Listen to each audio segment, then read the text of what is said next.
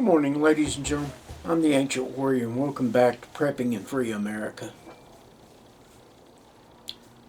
If you like what you hear here, hit the subscribe button. If you want to be the first kid on your block to know what craziness I'm talking about next, hit the bell icon with all. And leave comments. Today's going to be a little more serious show than usual. You know, yesterday we did some of the Bridgeford pastries. Same for tomorrow. We'll do some. That'll end those. Then I'm going to some backpacking food.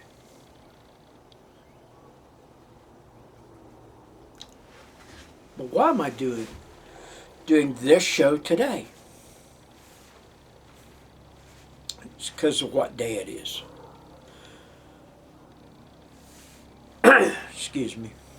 Today is December 7th, 2021. 80 years ago.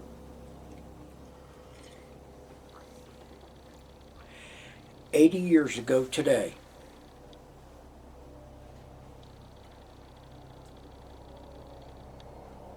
"80 years ago, this very minute, Pearl Harbor was under attack.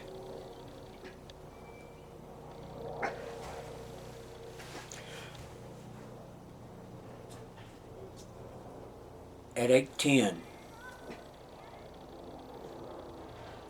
the battleship Arizona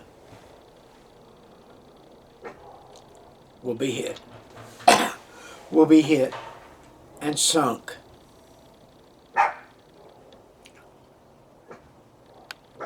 With the biggest part of its crew trapped under the decks, and that's where they lay interred today.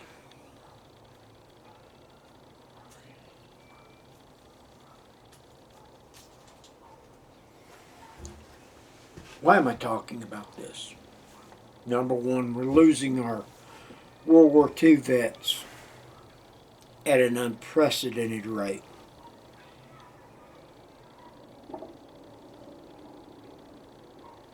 But I feel, I don't normally do anything for these special days.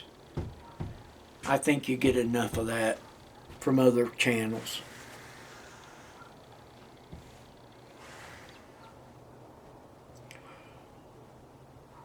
But this one's kind of near and dear to me, especially this year.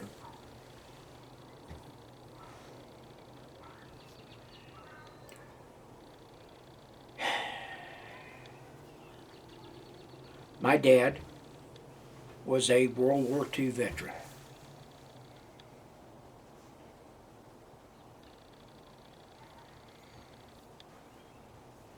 He was 21 years old when he joined the Marine Corps.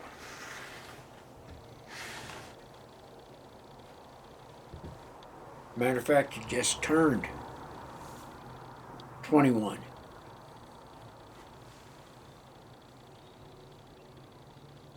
In December of that year.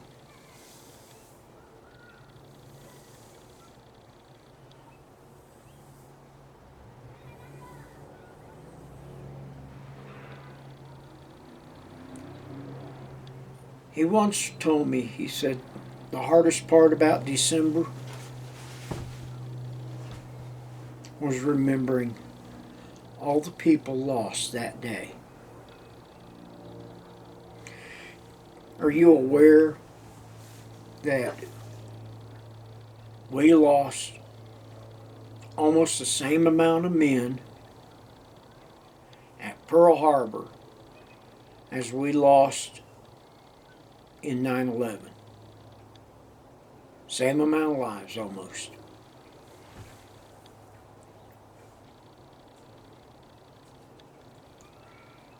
And the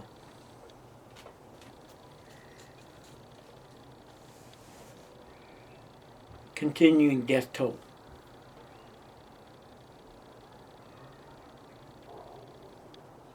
for 9/11. You know, the guys who are dying of weird cancers and other problems from breathing in the air during the rescue and then the recovery. Same thing happened to a lot of the military personnel at Pearl Harbor. They started developing weird diseases. After the war, they started slowly dying off. Well, now we're to the point to where we're 80 years past. Most of those guys are close to 100, if not 100. The ones that are left.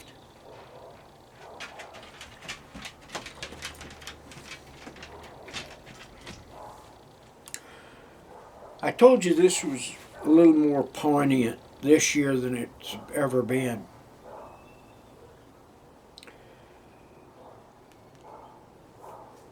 A good friend, man I respected very highly,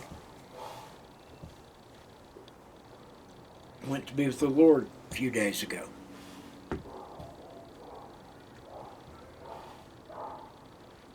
He was 97 years old.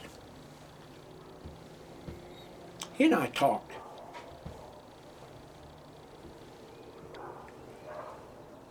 He was on the Oklahoma when the bombing happened.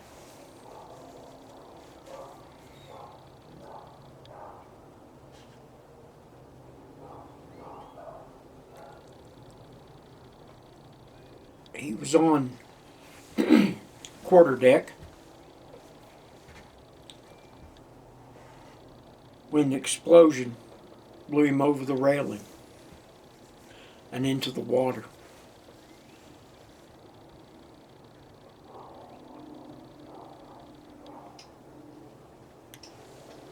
To the day he died, he told me that it was God's hand that saved him because of the damage done to the Oklahoma.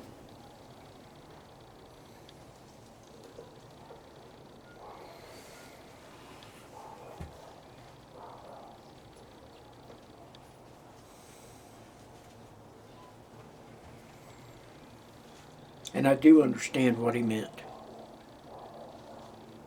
I've seen pictures of the damage to Battleship Row.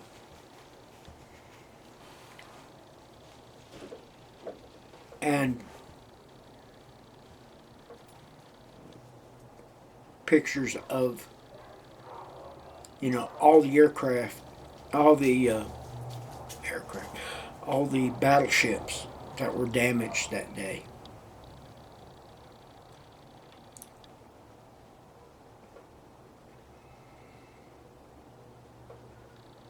The Japanese Imperial Navy thought we were done for.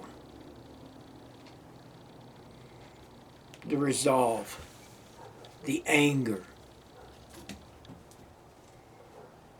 Yamamoto knew that he'd awaken a horrible, terrible beast.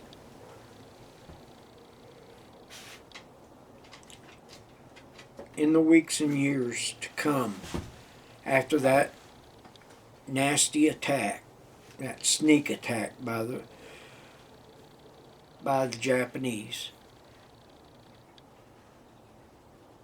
this country did some horrible things. I'll be the first to admit it. Not only to the Japanese, but to Germans and Italians were rounded up and put in camps.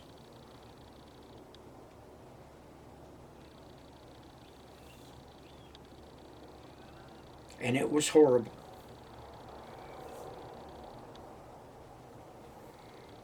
My father was out in California when they was doing the roundup of Japanese Americans.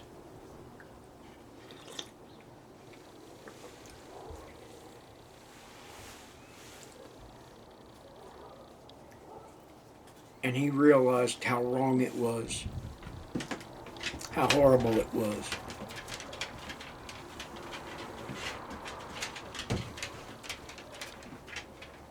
But you remember I said this year was more poignant.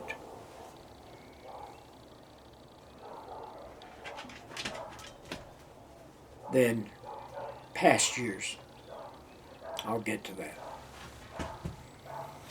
We're going to take a long trip around to get to it.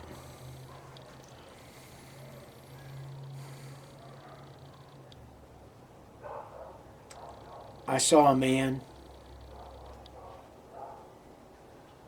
my father was a man who was driven,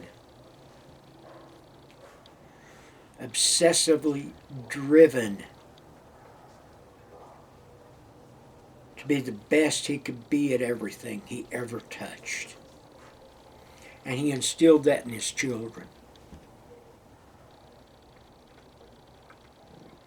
I'm not so sure it took as well in us kids as he had it. But most of his kids, none of us are rich. But we're not hurting either. And we do understand community service. For about 15 years, I went to my church every Wednesday and handed food out to the needy. But since COVID, I've gotten away from that.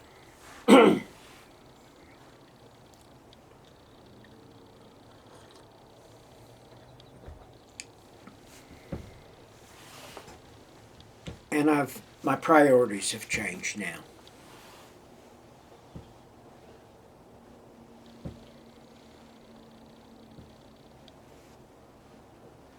$80 years ago, we were at war.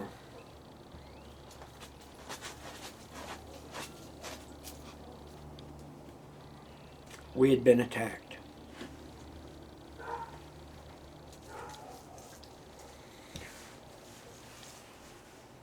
Americans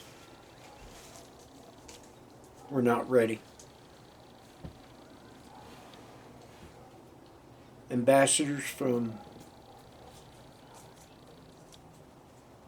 the Japanese government were late delivering the declaration of war to the president. So it was considered a sneak attack. But with his dignity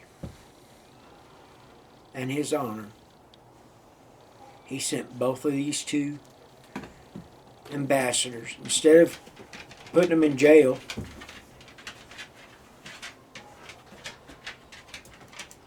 he sent them back to Japan.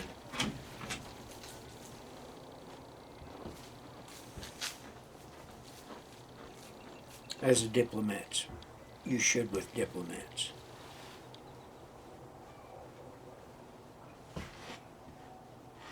Short and long of the story, the United States and her allies prevailed.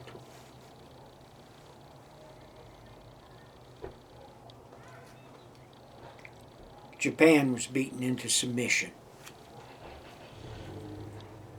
As many of you know, we dropped 2 atomic bombs. Notice the term atomic, just reaching back a little bit. We dropped 2 atomic bombs on them, devastating Nagasaki and Hiroshima. Not too long ago, I was looking at pictures of Hiroshima, and they were doing pictures of after the war and now. Hiroshima is a gorgeous, gorgeous city now. I thought about going to to Japan one time on just a trip. Take my vacation and go over there. But with everything going on these days, I don't really want to leave continental United States anymore. Now I might, scoot up and go back up to Alaska for a while. But at my age, it'd be a short visit because it gets really cold. And on warm days, I'm having to wear heavier clothes. Now, I told you we were going to get to why this was a poignant year to me. We're just coming out of 2020 from the big lockdowns. 2021 has been a booger of a year.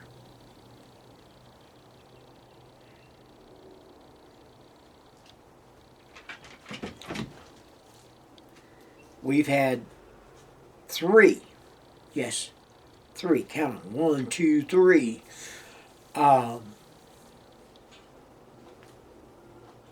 different attacks from various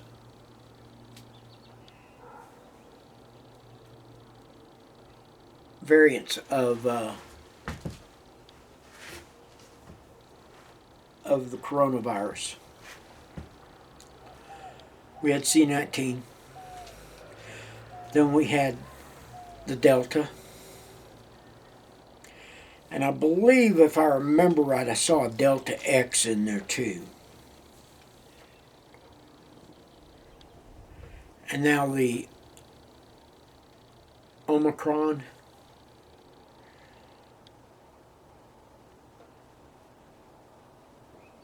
And now they're talking about more lockdowns. The Democrats are talking about curtailing your rights to travel.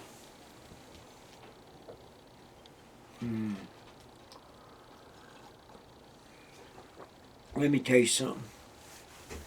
They say, it'll just be a short time. I got news for you. When the government puts in a law, it never goes away.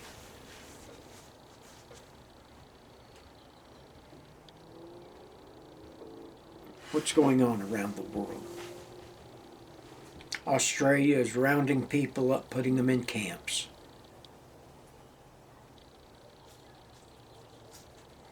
For their own good, for their health, because they haven't been vaccinated. Austria is locking people down because they haven't taken the jab. India will not only not allow you out of your house, but you're not even allowed to go to the grocery store to buy food if you don't have the jab.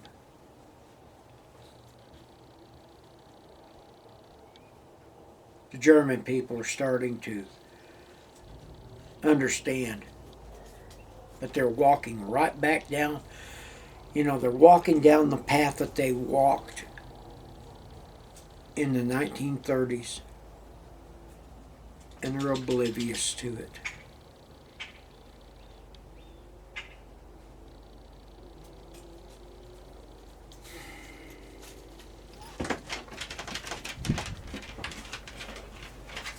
We have mayors and governors in this country making mandates and rules that should not be allowed. So today, all of you that are listening to this, I dub you the resistance. If you're smart enough to be prepping, and smart enough to be listening to prepping channels,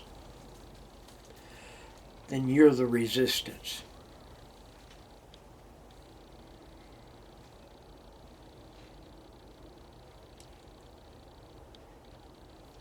I want you prepared.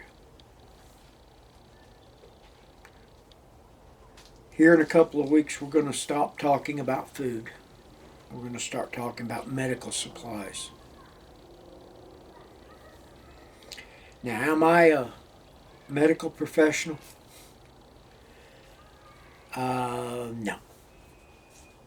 I'm not a doctor. I'm not a nurse. I don't play one on YouTube or on TV or in the movies.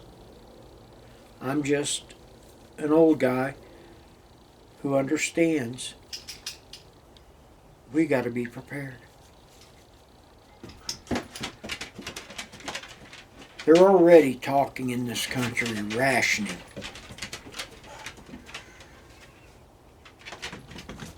Shortages and rationing. Get prepared, folks. Get your security. You know, I spent, I guess, biggest part of Tuesday putting new lights on the house.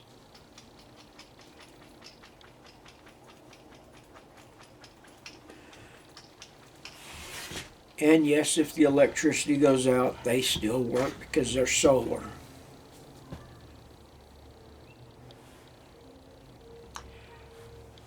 This house, will I evacuate from it? Yeah, probably. I'll probably evacuate about a minute after I should have.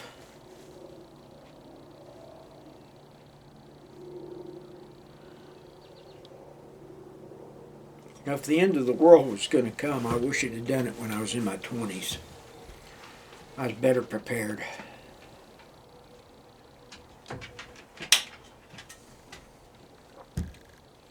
But what I'm telling you folks is, get your food together. I've spent 3 years now, actually almost 4, telling you get your food ready.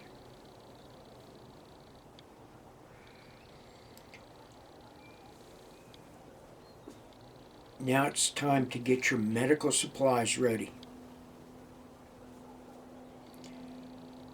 To get your security ready. Go to the range and learn how to use that equipment you've got.